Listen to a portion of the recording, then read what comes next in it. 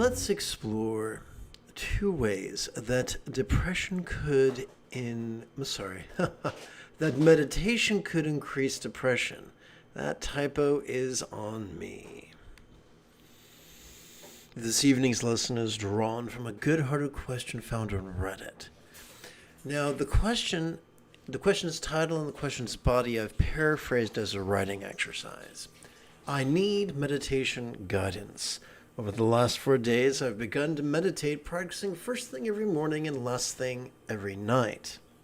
Surprisingly, I began to feel very sad, disconnected, and depressed, and have therefore decided to stop meditating, for it seems best to learn whether this is normal or if I'm doing something wrong. So let's begin with a bit of the old broad brushstrokes. On one hand, sadness, depression, and disassociation are serious symptoms, and it makes perfect sense that you want to make sure that you got your ducks in a row, and I applaud your choice. But I do want to remind you of a potential peril, and that is you've heard the cliche, the paralysis of analysis, where we can be so enthusiastic to accumulate all the necessary expertise we have before actually taking action. And so there's the danger of one extreme and the other extreme, and the benefit of the happy medium. On one extreme, we have taking action without enough information, and that's going to set us up for failure. But on the other hand, postponing all action until we have expert levels of information is also a rather common way of shooting ourselves in the foot. So let us do something scary. Let us remember that even though we are going to acquire useful techniques and useful warnings, we are still going to make mistakes. Errors are part of the learning curve. And so while errors may be a reminder that it's time to fine-tune our approach, that's healthy. But if we misinterpret errors as some sort of indictment of ourself, our potential, or the system we're using, then we could have a rocky road ahead of us.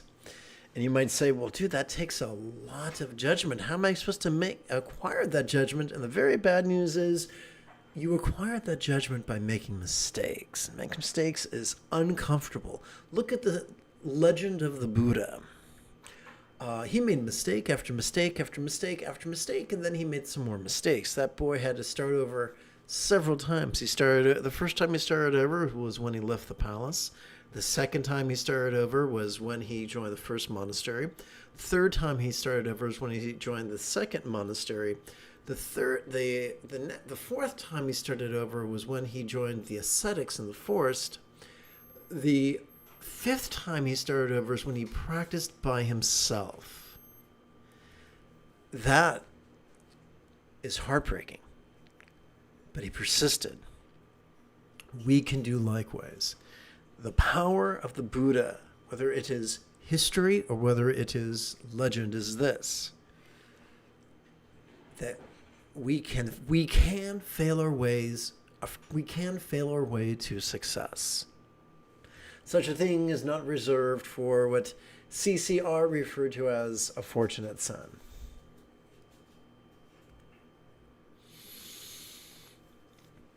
Let us explore the possibility that there are three things that could fuel the experience of meditation-associated disassociation, sadness, and depression. First is erroneous expectations. When I first began reading about meditation way back in junior high, when the crust of the earth was still cooling, I had the very good fortune to read a book that lampooned unrealistic expectations. That the first time one sits in meditation, the heavens should part and one should ascend to the throne of the Almighty, where secrets would be exchanged. And that if that didn't happen, one had clearly made a mistake. So yes, there is great danger in having unrealistic expectations. However, the Buddha taught that full enlightenment could be accomplished in 7 days. And that wasn't just for special people at a special time in a special place. That was for everyone. Assuming, of course, culturally they had spent their lives sitting cross-legged. For those of us who haven't, we can accomplish the same thing within 15 to 16 weeks. Just gradually, gently training our body how to sit sustainably. But that's a topic for another lesson. So although it's useful to have a healthy expectation for what we can and cannot accomplish the first week we start meditating, we must remember that the Buddha taught that mindfulness and energy and joy are respectively the first and third and fourth enlightenment factors. The inference here is that if we are applying the Buddha's advice correctly, disassociation, sorrow, and clinical depression should not be byproducts.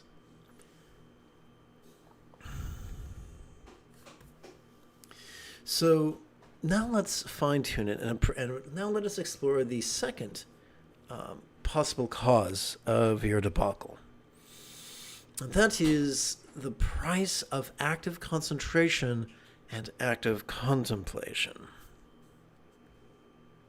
So I'm using drawings of various facets of the central nervous system. On one hand, they can simplify things.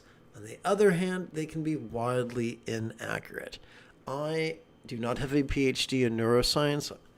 To paraphrase Bose McCoy, damn it, Jim, I'm a doctor, not a bricklayer. So in my case, it would be, damn it, Jim, a meditation teacher, not a neuroscientist. But I'm going to try to share some neuroscience with you in a way that hopefully will make your journey easier. So let's look at our debacle through the lens of the old paradigm of bad news and good news, beginning with bad news. When we actively rely upon our dorsolateral region of our prefrontal cortex to actively contemplate. I got confused there. And when we rely upon the medial region of that same prefrontal cortex to actively concentrate, so active contemplation, active concentration, there's going to be a negative side effect. And that in addition to causing our blood to coalesce in our amygdala, the seat of both aggression and anxiety at the bottom of our limbic system, it's also going to exhaust our prefrontal cortex, creating symptoms or presenting symptoms that are very similar to depression, and no one wants that.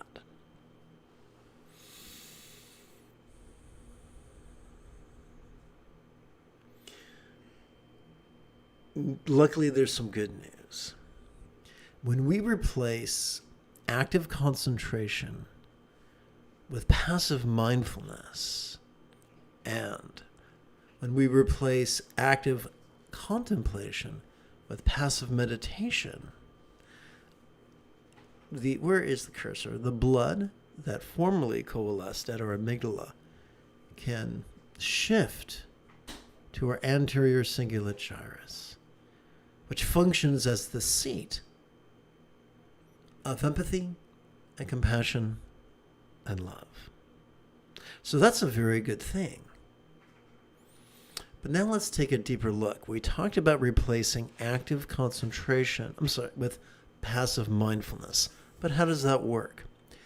Every time we inhale, whether we know it or not, whether we mean to or not, whether we feel it or not, we are wired to access our sympathetic nervous system.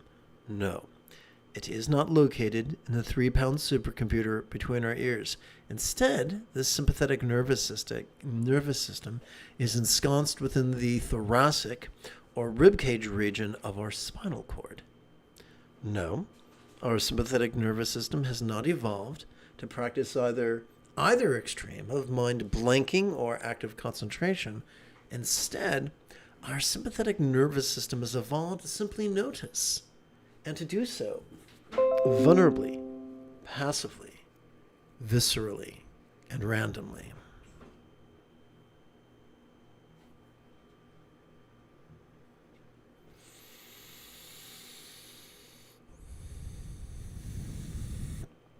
This sympathetic nervous system, during each inhalation, could effortlessly notice sights, sounds, sensations, flavors, scents, and the like.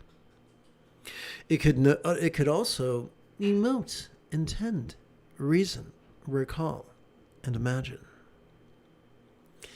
This sympathetic nervous system during our inhalation could notice the external, the internal, the physical or the mental, the pleasurable or the painful, the interesting or the boring, the glorious or the grotesque.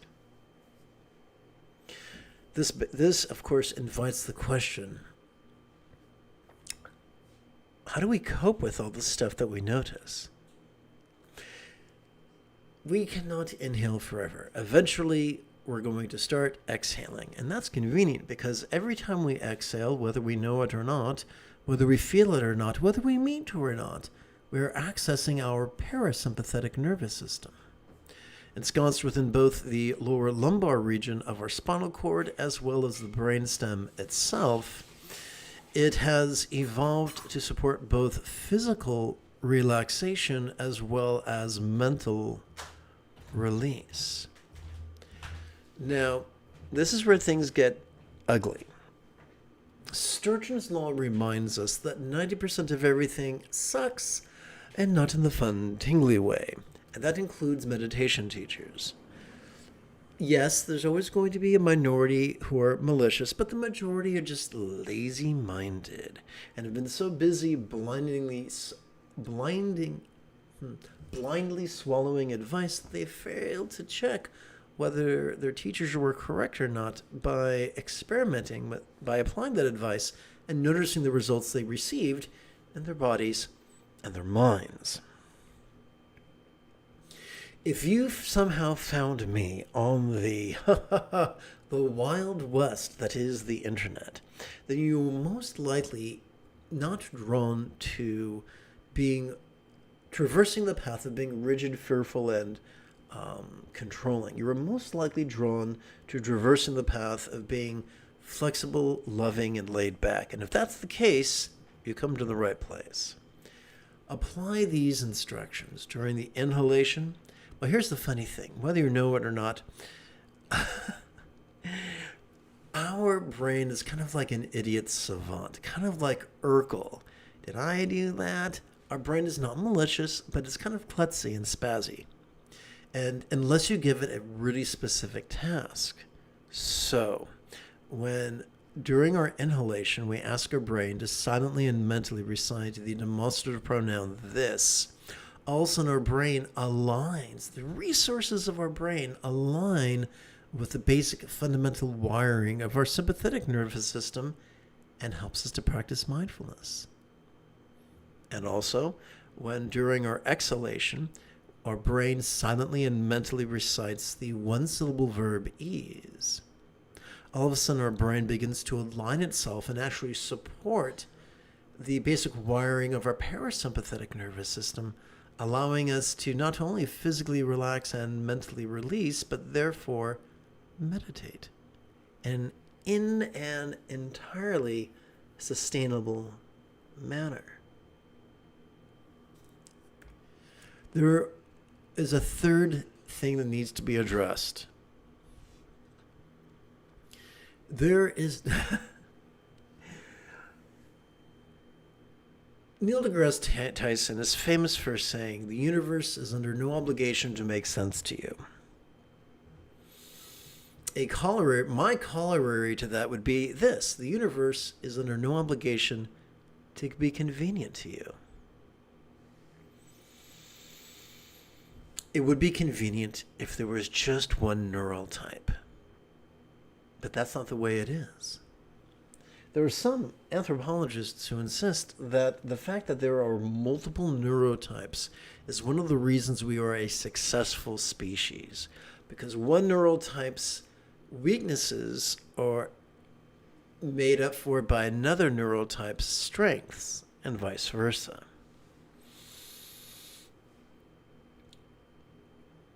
There is a neurotype known as ADHD. It's not psychological, it's physiological. It has both strengths and weaknesses like anything else. There is another neurotype known as ADHD, which is both ADHD and autism running at the same time, or presenting at the same time. It also has a unique set of strengths and weaknesses. Now, a shared vulnerability of both ADHD and ADHD is great difficulty generating and storing and managing dopamine, which can be life-threatening, really. So if we are practicing spontaneous awareness and letting go, mindfulness and meditation with the utmost enthusiasm, while simultaneously not having the hardware necessary to generate, store, and manage dopamine, that could really cause us to crash, could undermine our mindfulness, energy, and joy, and instead make us feel disassociated, sad, and depressed. So here's some good news. As someone who has struggled with ADHD his entire life, I am not alone. Many of us have found that just like when you cook pancakes, there's flipping and flopping occurring. Similarly, when we when we alternate between mantra meditation and silent meditation, that can really, really help us to modulate the symptoms of disassociation, sadness, and depression. Now, I have to give you a caveat. If you experience the classical symptoms of depression for 3 months straight, run, don't walk, go find a qualified psychiatrist. Not just an MD who is quick to write you a prescription, but a psychiatrist whose entire career has been built around treating depression. Now, if you don't have a psychiatrist on tap who already specializes with depression and with whom you have a great rapport, please Google PCRM physician referral. They will help you find a fully qualified, board-certified MD certified in psychiatry who can help you to apply the cutting-edge treatments that bear in mind such comorbidities as gut dysbiosis and systemic inflammation. Ironically, it's more efficient to treat those symptoms than it is to engage in talk therapy, statistically speaking. So to find an MD who is an expert at that could be helpful. I look forward to engaging in the fine details with you after approximately 30 seconds of housekeeping. This is Lama Jigme Gyatso. For more than 30 years, I've spent approximately 8 hours a day, almost every day, studying, practicing, mastering, and reverse engineering the teachings and techniques of each sect of Buddhism so that you wouldn't have to. Welcome, my friends, to Meditate Like a Jedi, which is made possible due to the generosity of viewers just like you.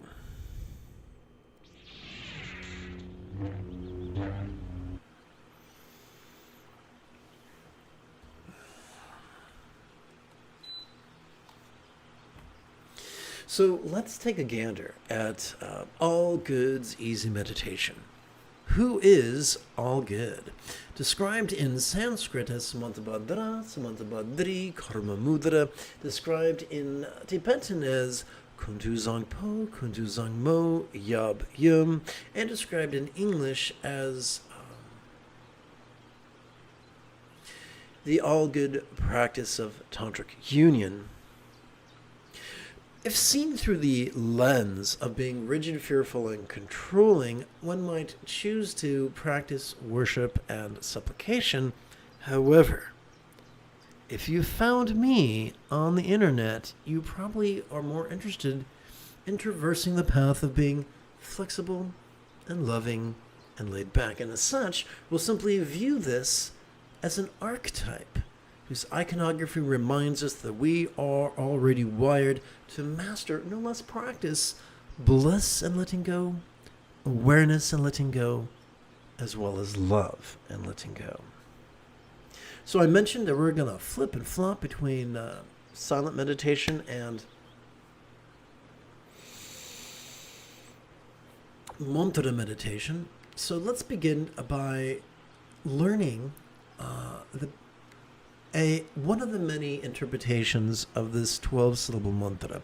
I was first introduced to this mantra by through the efforts of Sogyal Rinpoche. Please chant with me. I invoke teachers from action on meditation in whom view that the Benza Tantric Guru teachers pay my enlightenment and city abilities who may be mastered by all.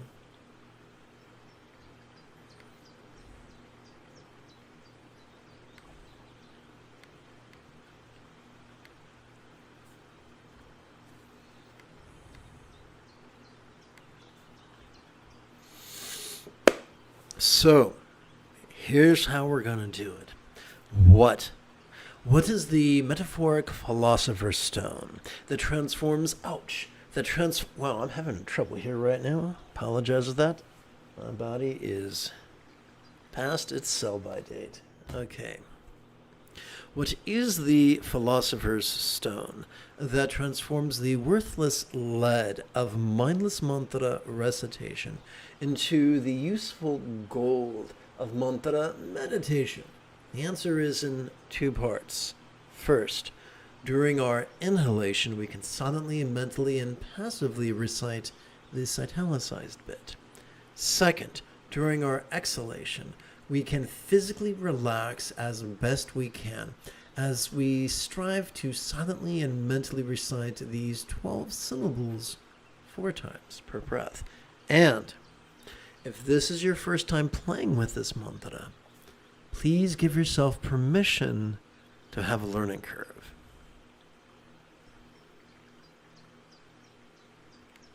What I'm going to do is this.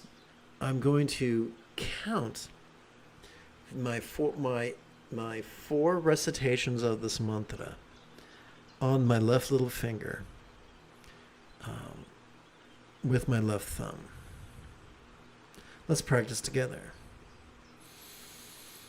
Om Mahum Benzo Guru Me Maziri Hung. Om Mahum Benzo Guru Me Maziri Hung. Om Mahum Benzo Guru Me Maziri Hung. Om Mahum Benzo Guru Me Maziri Hung.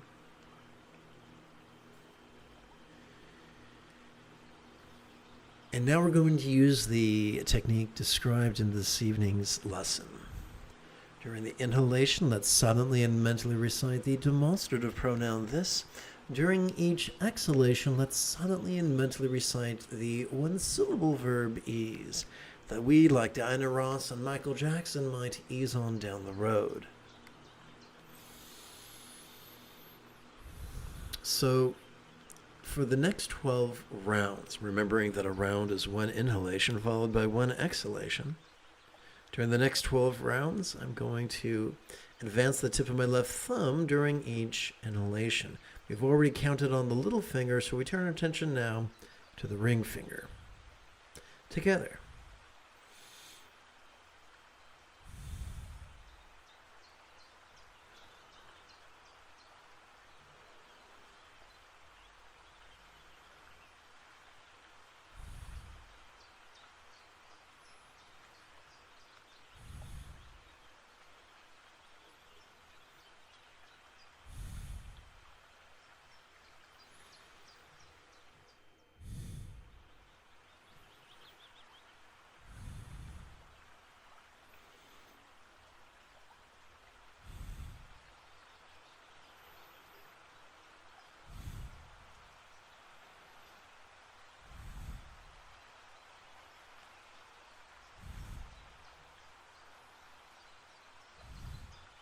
Anybody who's done anything on the internet is no stranger to trolls. One of the things that people hate about me is they say the path I offer is too quick and too easy. There's a myth that the more difficult something is, the better it is. But I would remind you of a quip attributed to Albert Einstein, that any educated idiot can make things more difficult, more complicated, and more violent. But that it takes a lot of courage and a little bit of genius to move in the opposite direction, the direction of simplicity and ease. And as far as trolls go, allow me to remind you that Albert Einstein also explained that great spirits have always encountered violent opposition from lesser minds.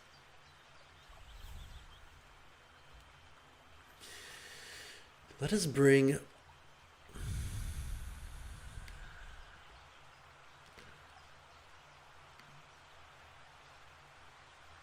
Lama Kieno's practice of calling the teacher as from afar into Energy Work's path of bliss and letting go. So we have already worked with awareness and letting go.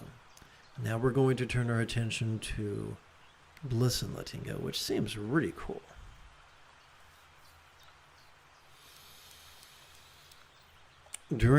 So together, let us chant.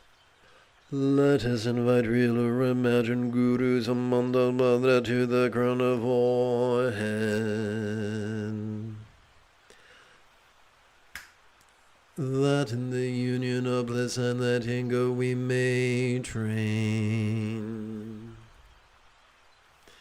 As we breathe in, we can silently... So we're going to take all these words and shrink them down to just 6 syllables. During the inhalation, we can silently and mentally recite, Lama come. And during our exhalation, we can silently and mentally recite, to this crown. Crown, of course, referring to the top of our head.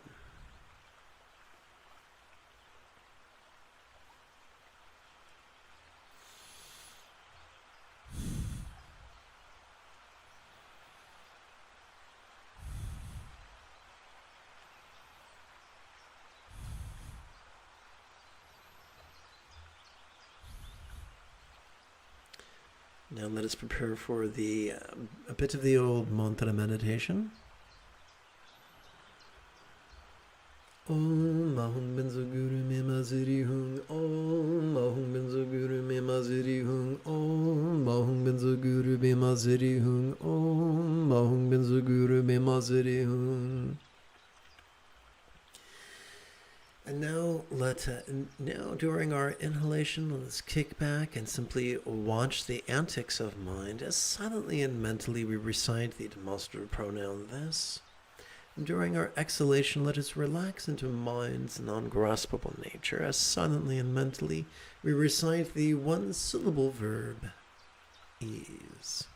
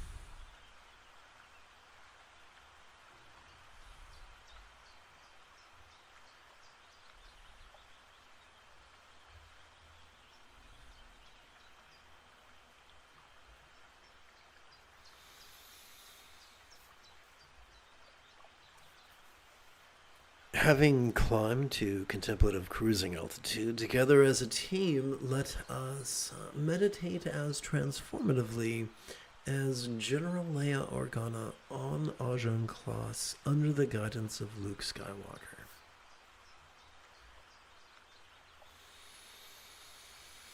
Come, let us train in the outer set of preliminary practices from a certain point of view.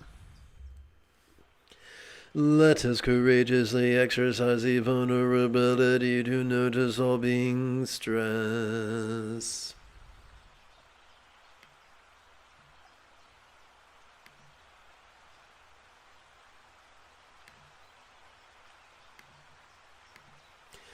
Let the seeds of empathy we may sow.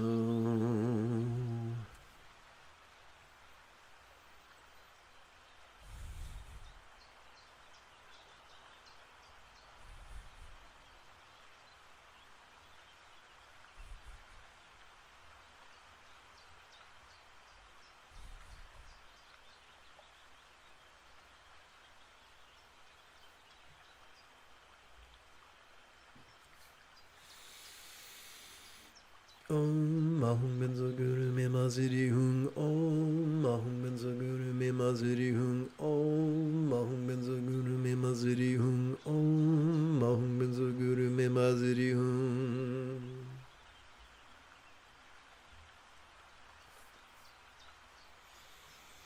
Allow me to remind you that every time we inhale, we are already wired to generate a vertical traction between our tush and our head.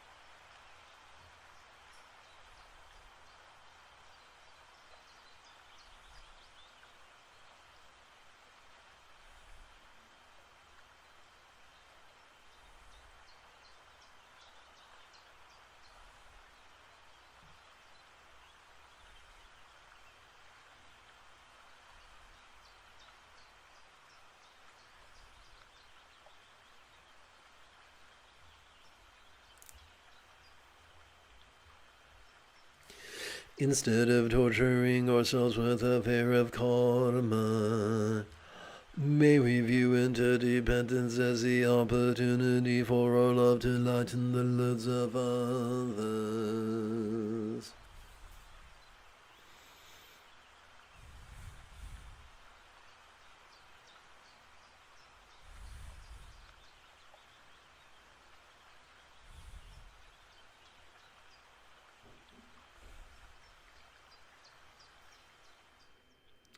Oh, you know what? That is an editing opportunity, isn't it?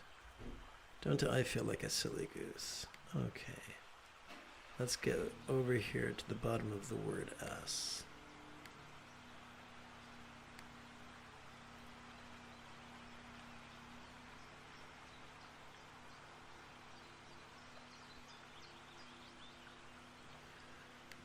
Okay, that works better.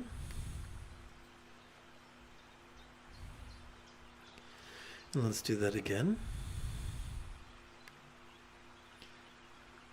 Okay.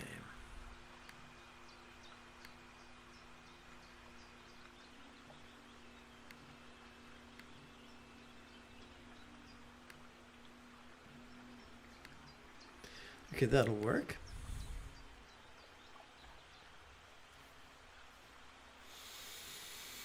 Om Mahum Benzo Guru Me Maziri Hung. Om Mahum Benzo Guru Me Maziri Hung. Om Mahum Benzo Guru Me Maziri Hung. Om Mahum Benzo Guru Me Maziri Hung.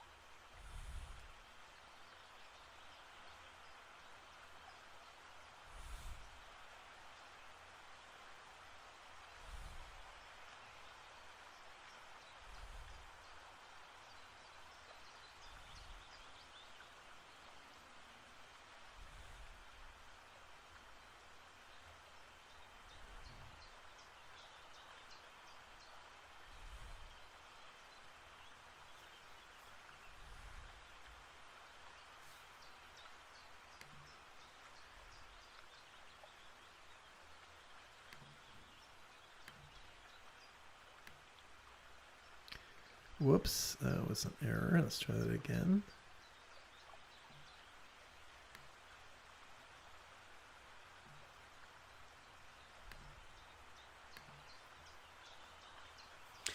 Rather than torment ourselves with the dread of death, may we recall that ever-changing one and all there is nothing permanent to grasp.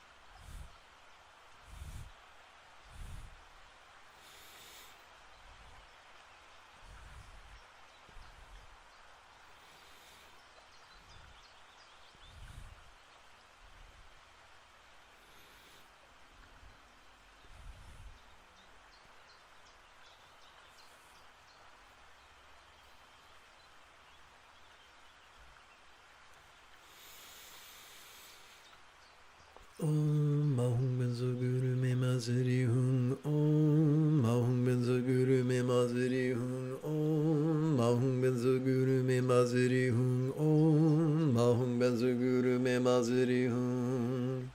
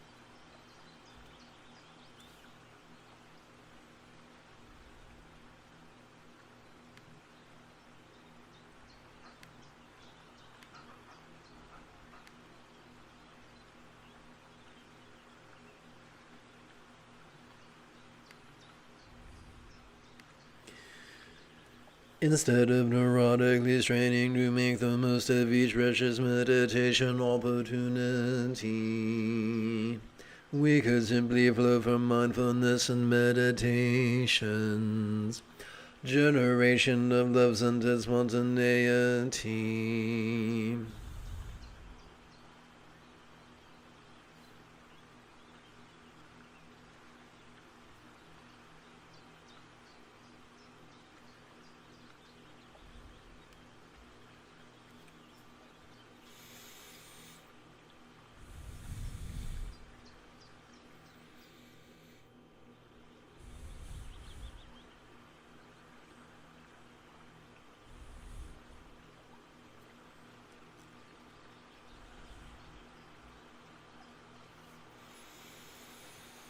Om Mahum Benzo Guru Me Mazari Hung. Om Mahum Benzo Guru Me Mazari Hung. Om Mahum Benzo Guru Me Mazari Hung. Om Mahum Benzo Guru Me Mazari Hung.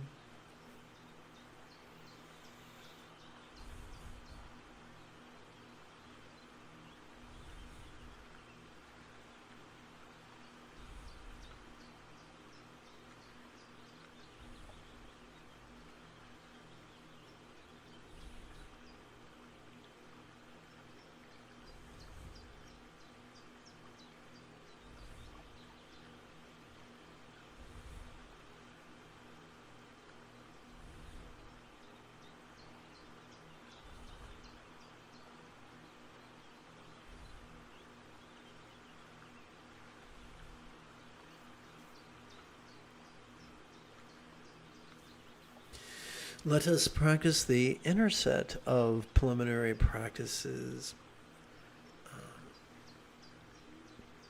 by adapting the instructions found in the final meditation manual of Dzogchen Trul Rinpoche.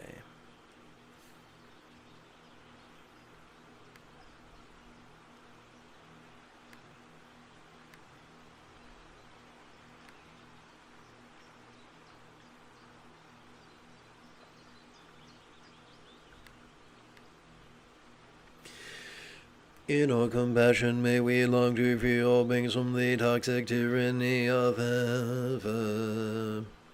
Hating, craving, and clinging, metaphorically known as our three mental poisons.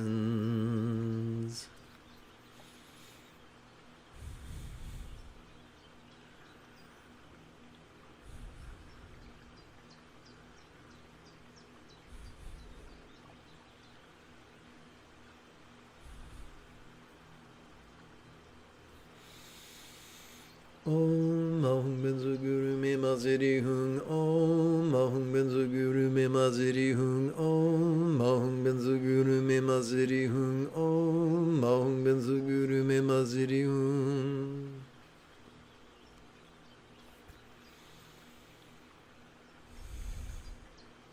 Welcome to this evening's live stream. The moment you have a specific question about Buddhist chanting, Buddhist meditation, Buddhist philosophy, or how to apply them, please type your question in great detail in the chat window.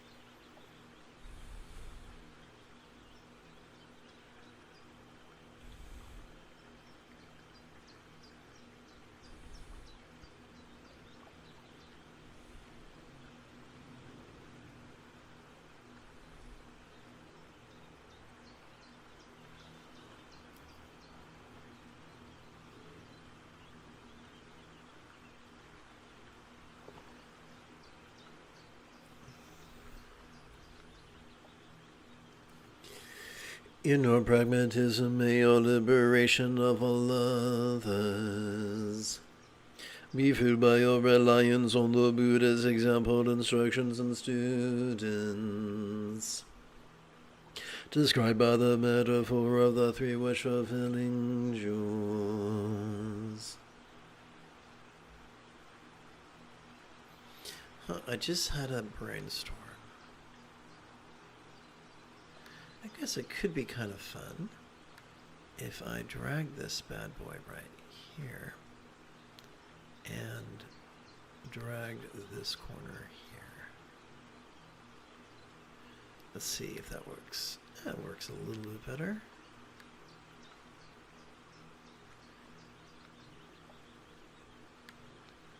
Okay.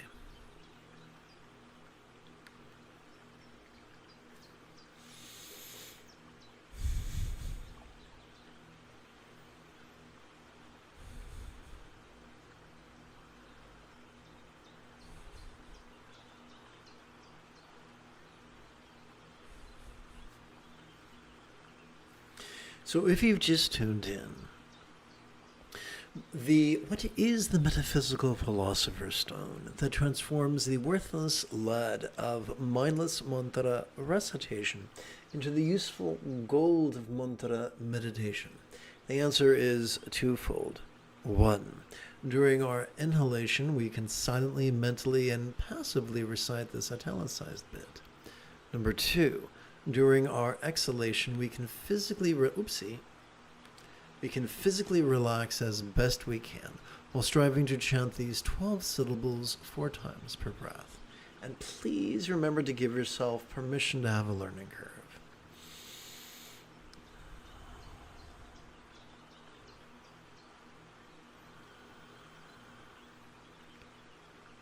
Om Ahum Benzo Guru Me Maziri Hung. Om Ahum Benzo Guru Me Maziri Hung. Om Ahum Benzo Guru Me Maziri Hung. Om Ahum Benzo Guru Me Maziri Hung. During this silent meditation, where during our inhalation we silently and mentally recite the demonstrative pronoun this, and during our exhalation we silently and mentally recite the one-syllable verb ease. I'm going to advance my thumb during the inhalations.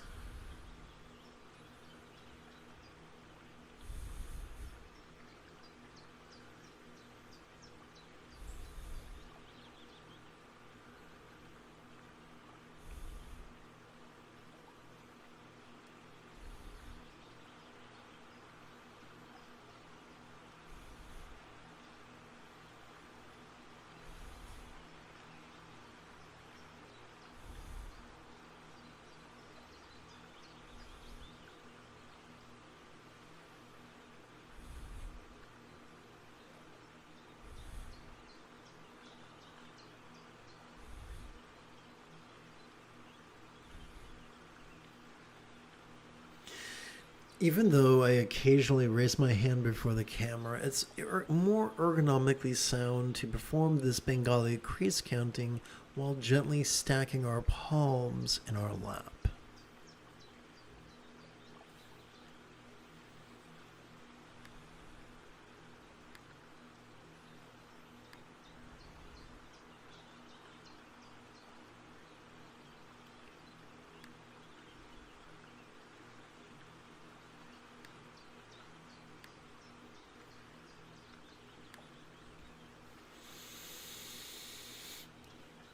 Rather than squander all time and energy on defensiveness, how much wiser could it be to learn all mistakes and lessons that effortlessly flow from mindfulness and meditation-centered spontaneity?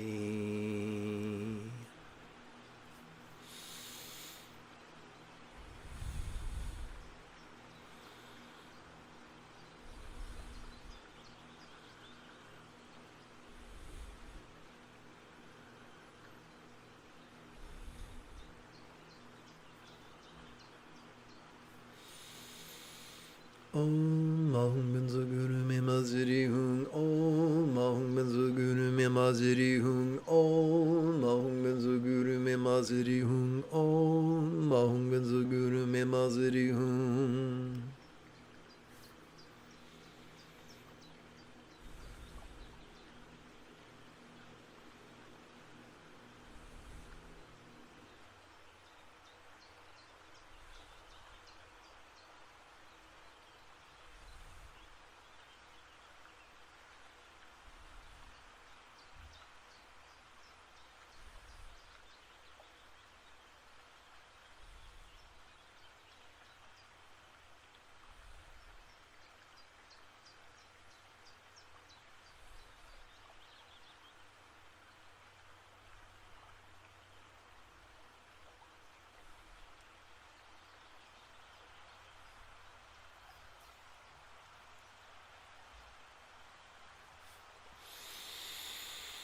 A life squandered in competition and greed leads not to peace and fulfillment. Better to live in cooperation and generosity. Aha, another editing opportunity. Okay.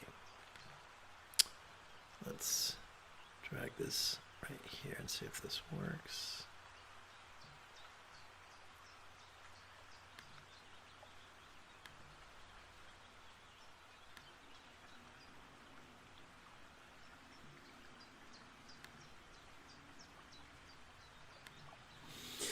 Okay, here we go. A life squandered in competition and greed leads not to peace and fulfillment. Better to live in cooperation and generosity. At lives and may this mind shoot out crowns. Purifying, transforming, increasing, and giving my stuff to all beings of nirvana and samsara.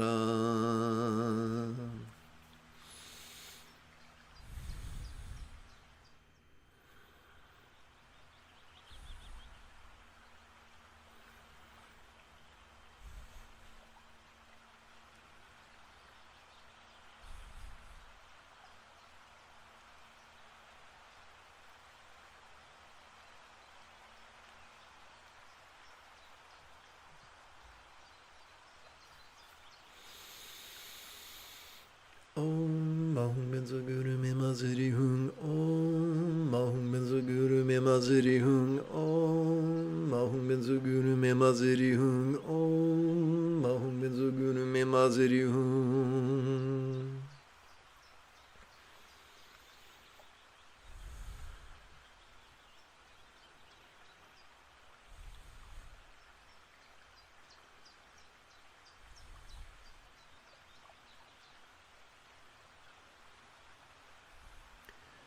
During our inhalation, we can silently and mentally recite the demonstrative pronoun this. During our exhalation, we can silently and mentally recite the one-syllable verb is. I'd like to advance my left thumb during each inhalation. Oh, won't you please practice with me?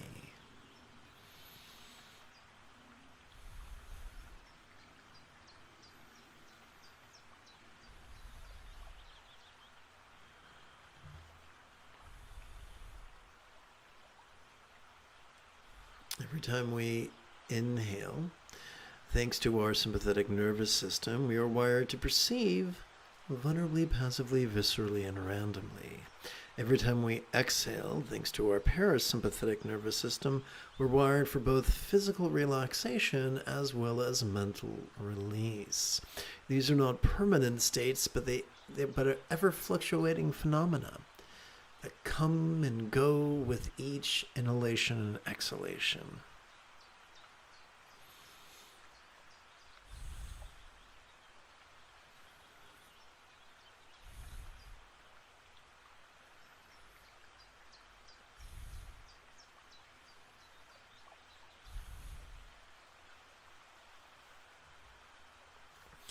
Let us bring Guru Yoga, also known as Lama Naljor, into Energy Work's path of bliss and letting go.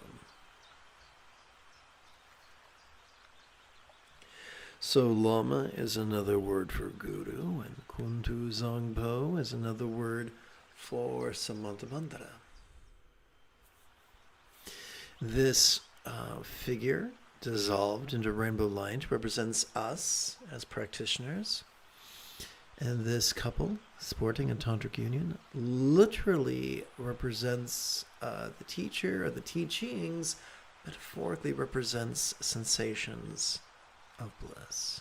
Together, let us invite real Ramaj and Lama Kuntu Zangpo to blend with our heart's mind, that in the union of bliss and letting go we may train.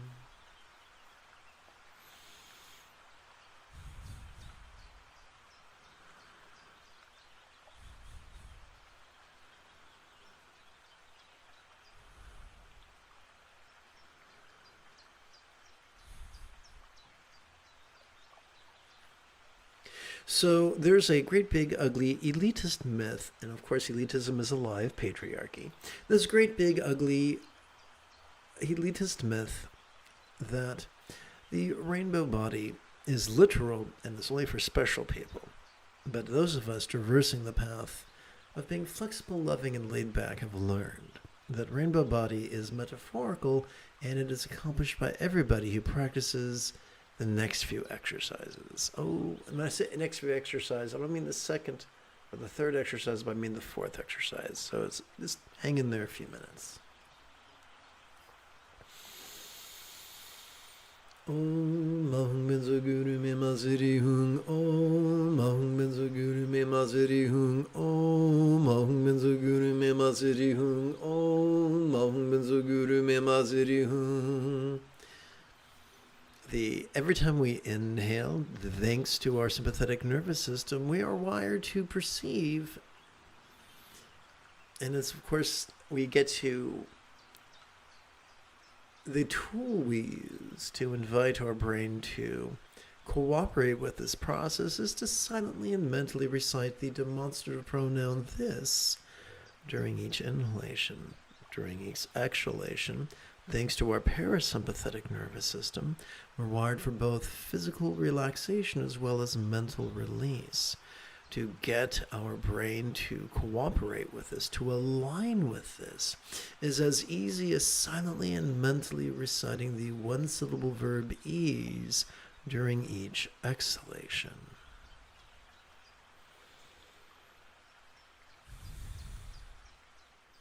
I'd like to advance my left thumb during each inhalation.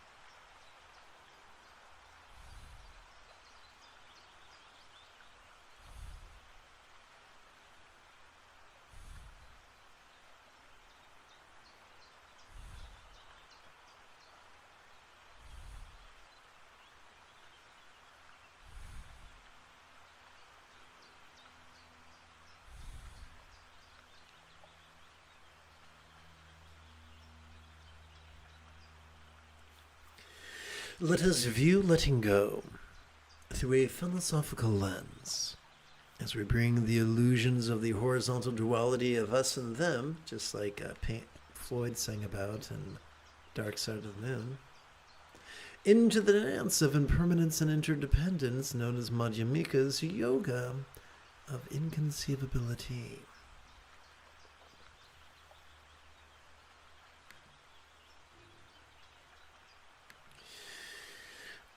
Rather than indulge all controlling tendencies with all volleys of visualization, emotion, magic, and belief, we could just recite these wise words in harmony with all breathing and allow our subconscious to do the heavy lifting. All circumstances or lots could be as impermanent and interdependent as if they could blissfully melt into rainbow light that could delightfully absorb into this body or form. So as we breathe in, we can silently and mentally recite into form. And as we exhale, we can silently and mentally recite all lots melt. And essentially what we're doing is we're taking this orgy of syllables and coalescing it into just 6. Like throwing wool, like washing wool in hot water and then throwing it in a dryer.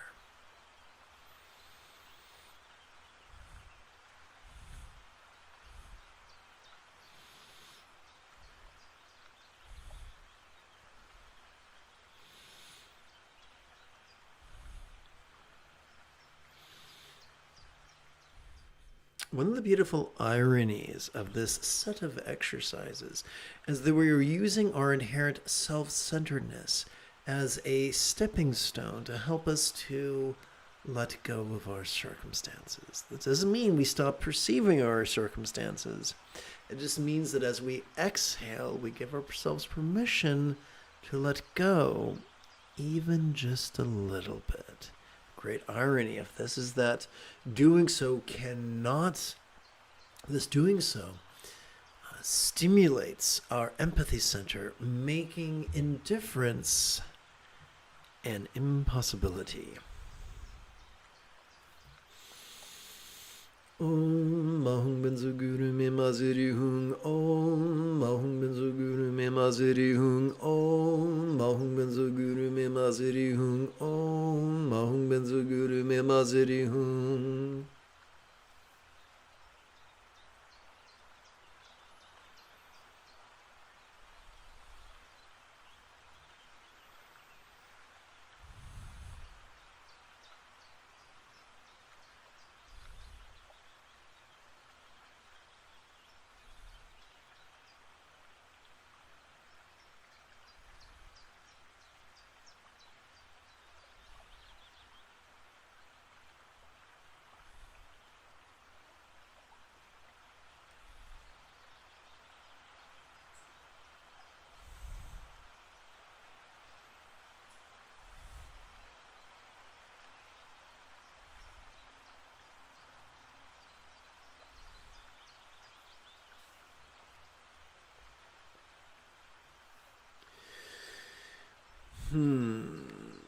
Aha.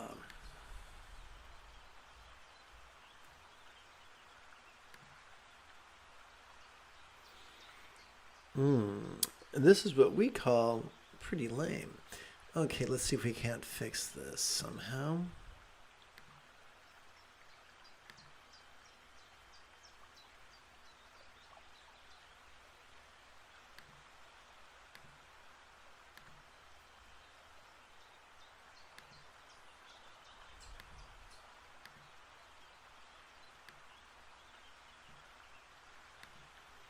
Cool. Okay.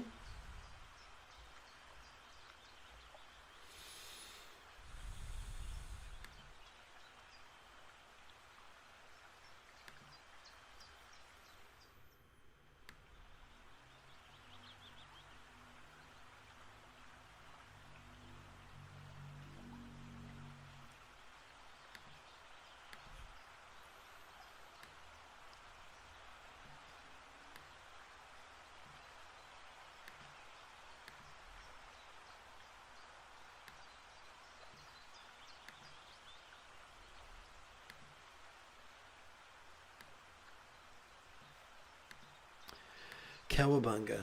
Okay. All bodies or forms could be as impermanent and interdependent as if they could blissfully melt into rainbow light that could delightfully absorb into this communicational speech.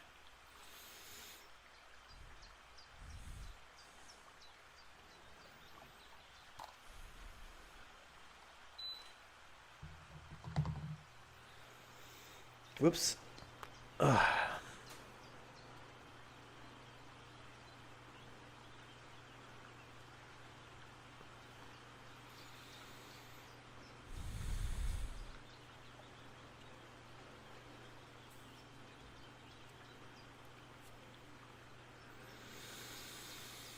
Om Ahum Benzo Guru Mema Siri Hung. Om Ahum Benzo Guru Mema Siri Hung. Om Ahum Benzo Guru Mema Siri Hung. Om Ahum Benzo Guru Mema Siri Hung.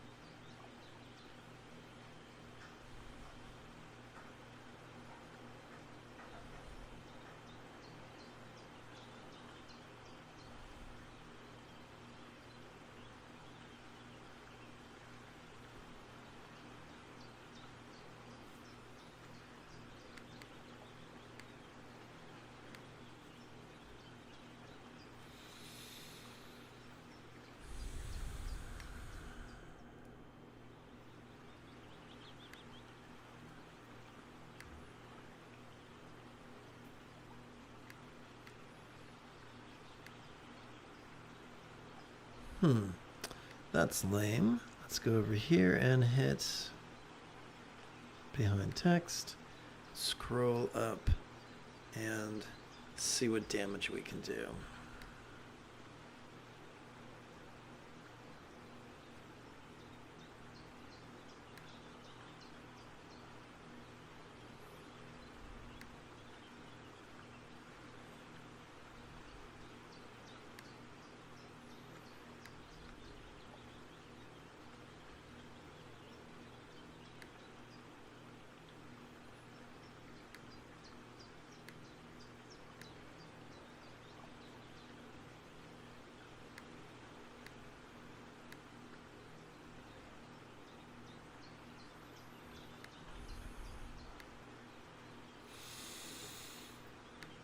All right, here we go. Thank you for your patience. All interpersonal speech could be as impermanent and interdependent as if it could blissfully melt into rainbow light that could delightfully absorb into this mind.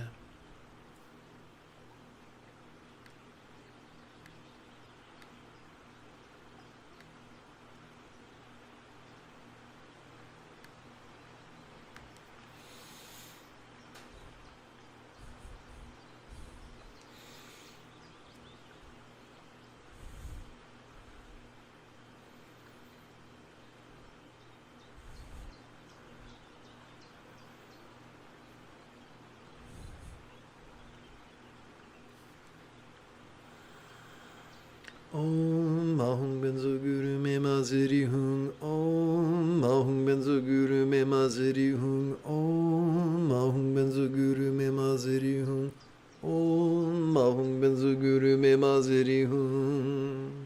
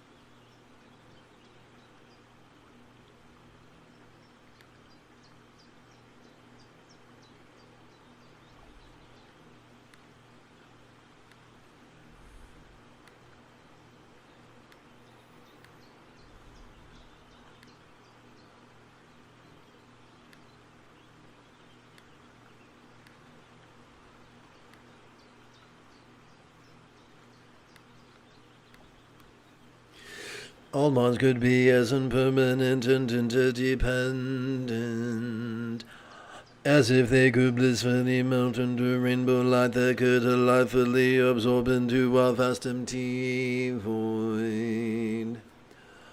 Like the illusion of the infinite azure sky on a bright and beautiful cloudless morn, which, although tantalizing to the eye, could be not graspable to the hand.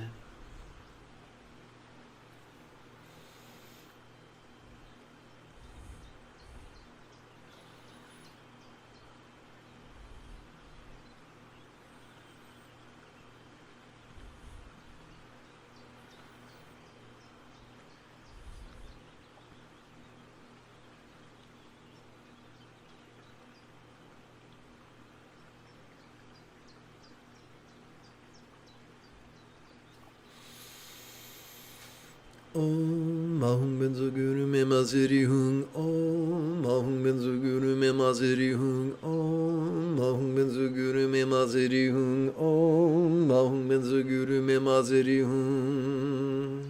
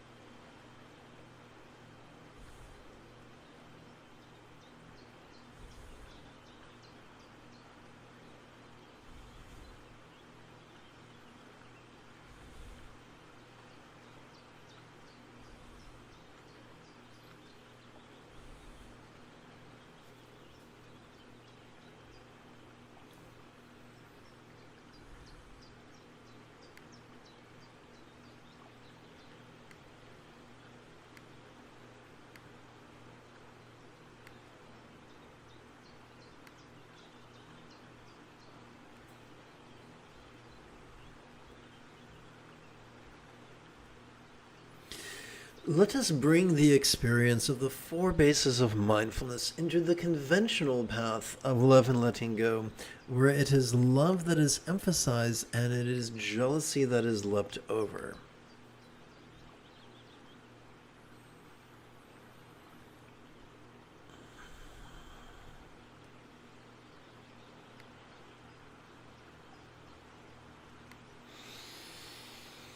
Rather than indulge or controlling tendencies with our follies of visualization, emotion, magic, and belief, we could just recite these words of love in harmony with our breathing and allow our subconscious to do the heavy lifting.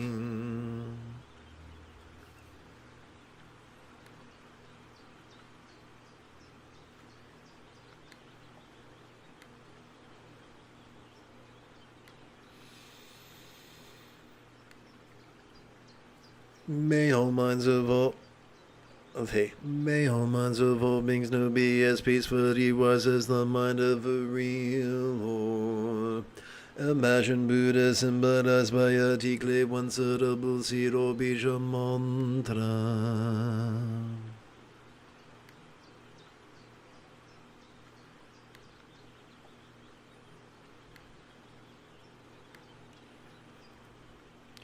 Aha.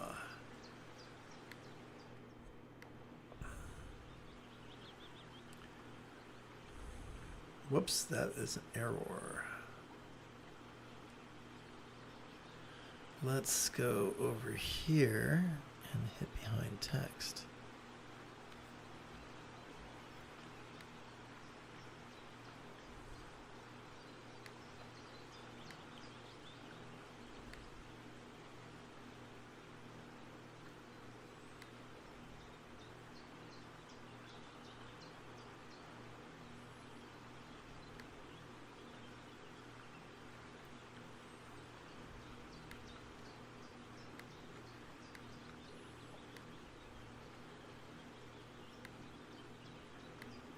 All right, here we go. May all minds of all beings know be as peacefully wise as the mind of a real Lord. Imagine Buddha symbolized by a tea clay, one syllable zero bija mantra.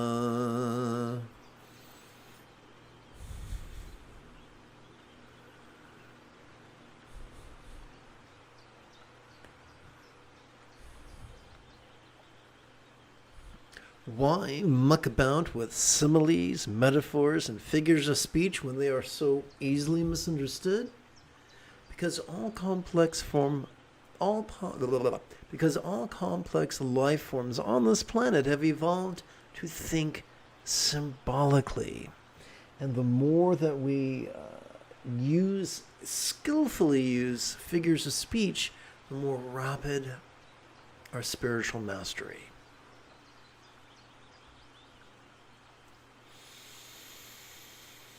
Om Ahum Benzo Guru Me Maziri Hung. Om Ahum Benzo Guru Me Maziri Hung. Om Ahum Benzo Guru Me Maziri Hung. Om Ahum Benzo Guru Me Maziri Hung.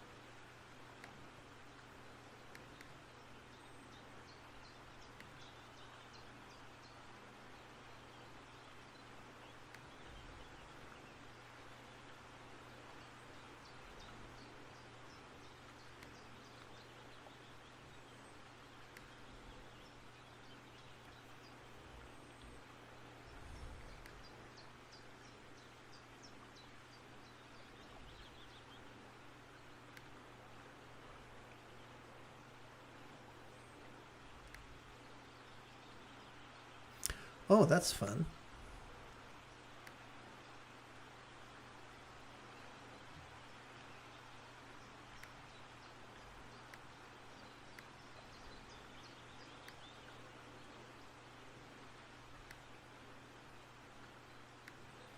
Well, yippee. May all relationships or speech of all beings know be as joyfully loving as a real or imagined Buddhist communication symbolized by the 12-syllable mantra.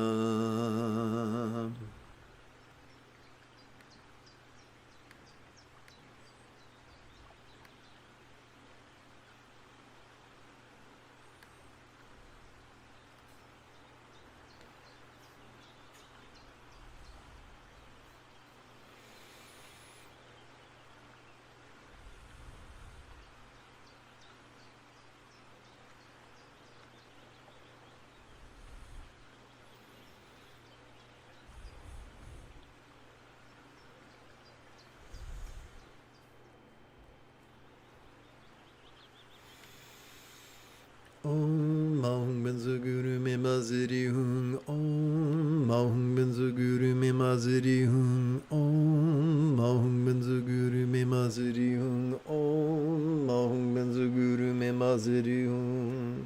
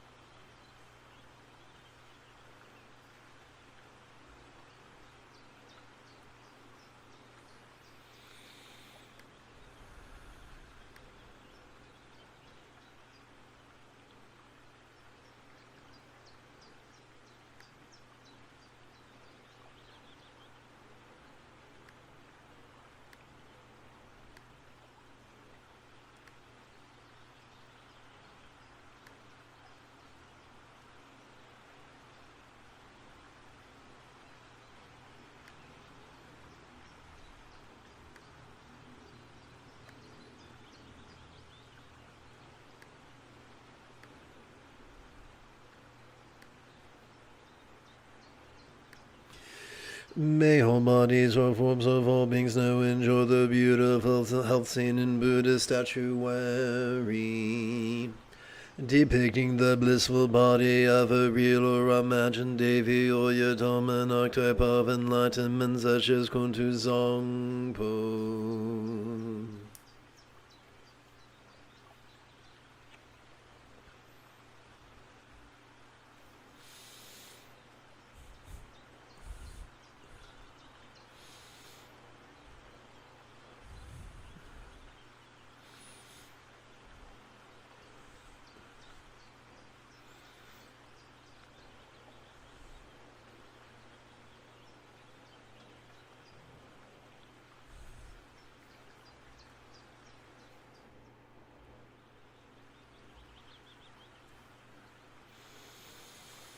Om Ahum Benzo Guru Me Maziri Hung. Om Ahum Benzo Guru Me Maziri Hung. Om Ahum Benzo Guru Me Maziri Hung. Om Ahum Benzo Guru Me Maziri Hung.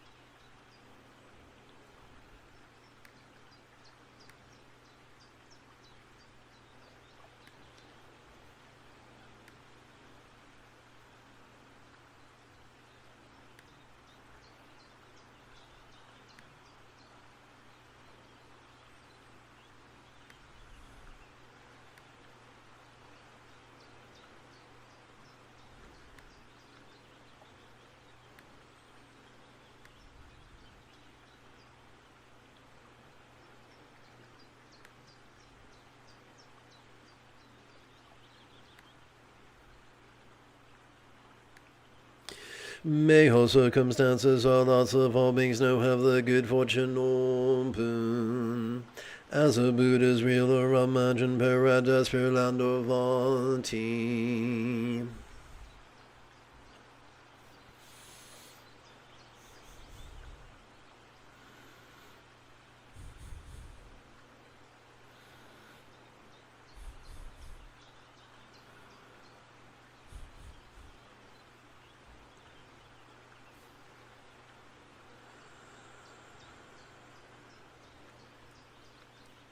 Om Ahum Benzo Guru Me Maziri Hung. Om Ahum Benzo Guru Me Maziri Hung. Om Ahum Benzo Guru Me Maziri Hung.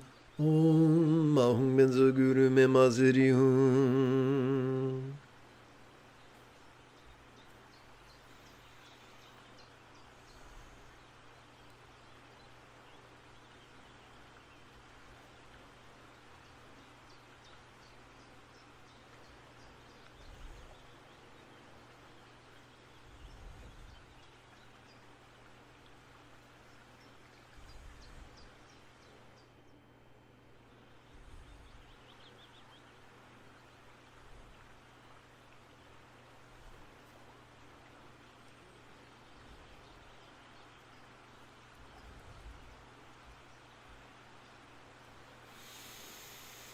Om Mahum Benzoguru Mimaziri Hung. Om Mahum Benzoguru Mimaziri Hung. Om Mahum Benzoguru Mimaziri Hung. Om Mahum Benzoguru Mimaziri Hung.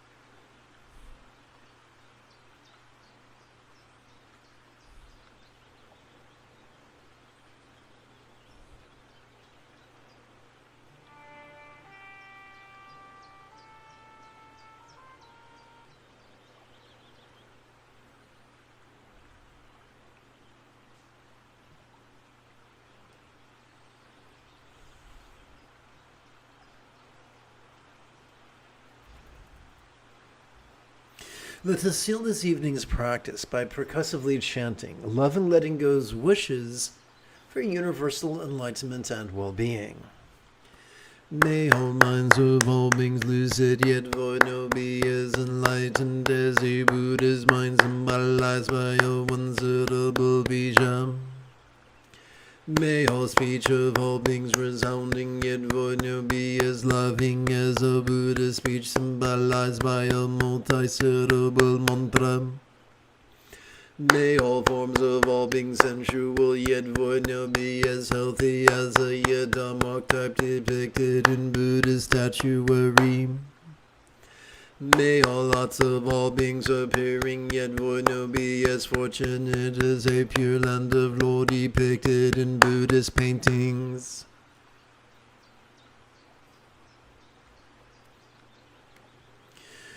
If you feel that I have earned it, you could give this live stream a thumbs up. You could even help support this channel. In approximately 10.5 hours, I would very much like to return to lead tomorrow's free meditation class and group practice. And if you are as geeky as me, may the Force be with you always.